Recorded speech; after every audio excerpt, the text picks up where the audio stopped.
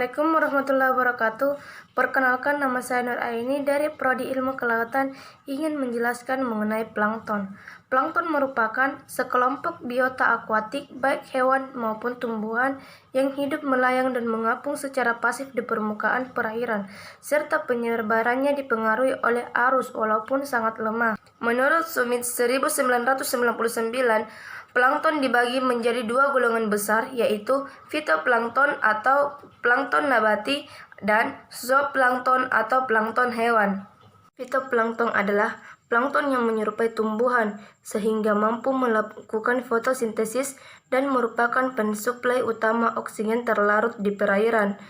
Sedangkan zooplankton adalah biota yang sangat penting peranannya dalam rantai makanan di lautan.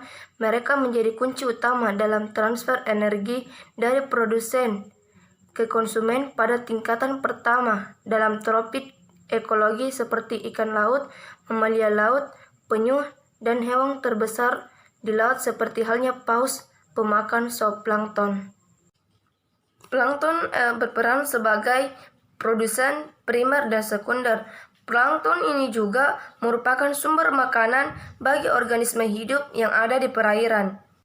Plankton sebagian besar bermanfaat bagi ekosistem perairan. Plankton mempunyai dua peran, yaitu peran positif dan peran negatif. Peran positif plankton bagi ekosistem perairan yang pertama, menjaga kestabilan suhu air. Plankton menutupi permukaan laut yang ada di dalamnya terlindungi karena adanya fitoplankton yang membutuhkan sinar matahari untuk berfotosintesis, sehingga sinar matahari tidak langsung masuk ke dalam air, sehingga suhu di perairan dapat stabil. 2. Sebagai pakan bagi biota laut. Dalam tubuh plankton mengandung banyak protein dan karbohidrat yang bermanfaat bagi biota laut dalam proses pertumbuhannya. Bentuk dan ukuran tubuh plankton yang sangat kecil sesuai dengan mulut biota laut yang berukuran sangat kecil yang memakan plankton. 3. Dapat dijadikan bahan obat-obatan. Plankton penting bagi manusia karena dapat mengontrol distribusi dan pergerakan energi dan nutrisi penting seperti karbon, nitrogen, dan fosfor. 4. Sebagai penyerap karbon di perairan. Plankton dan fitoplankton peranannya sangat penting dalam kehidupan di perairan dan sebagai rantai makanan. Jenis Zonthalia melakukan simbiosis dengan binatang karang dan mampu menyerap karbon dioksida menjadi karbonat yang selanjutnya tersimpan dalam bentuk kerangka kapur. 5.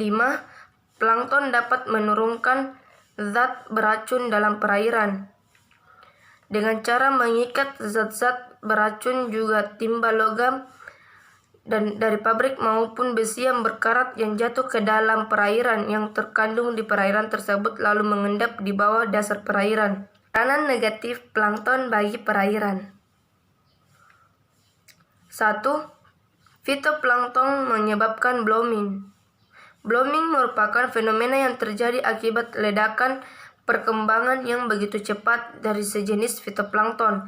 Blooming mengakibatkan penurunan produktivitas perairan dan kematian pada ikan-ikan yang hidup di perairan tersebut. Blooming ditandai perubahan warna pada air yang mulanya jernih menjadi pekat. 2. Beberapa cyanophyta dapat menghasilkan geosmin yang menyebabkan bau lumpur pada daging ikan dan biota laut lainnya. 3. Banyak bangkai zooplankton di perairan. Bangkai zooplankton yang mengendap di dasar perairan dapat menjadi racun. Bangkai zooplankton yang mati bisa disebabkan karena bangkai plankton yang mati akan terurai secara anaerob. Yang terakhir yaitu manfaat plankton bagi perairan. Seperti yang kita ketahui bahwa plankton itu sangat bermanfaat bagi suatu perairan karena salah satunya menjadi sumber makanan bagi organisme yang ada di perairan tersebut. Manfaat plankton. 1. Plankton merupakan sumber pakan. 2. Terkait dengan kesuburan perairan. 3. Mere plankton sebagai petunjuk bahwa perairan tersebut sebagai tempat asuhan pemijahan. 4. Zooplankton dapat digunakan langsung oleh manusia. 5. Indikator terjadinya pergerakan massa air. 6. Indikator terjadinya pencemaran. 7. Dapat dijadikan obat-obatan. Jadi kesimpulannya, plankton merupakan sekelompok biota akuatik, baik hewan maupun tumbuhan, yang hidup melayang dan mengapung di permukaan perairan. Plankton di sini juga sangat berperan penting bagi sumber makanan organisme hidup yang ada di laut. Nah, plankton di sini juga memiliki kemampuan berenang yang terbatas dan karenanya dia itu mudah terbawa arus. Sekian penjelasan dari saya, lebih dan kurangnya mohon dimaafkan. Assalamualaikum warahmatullahi wabarakatuh.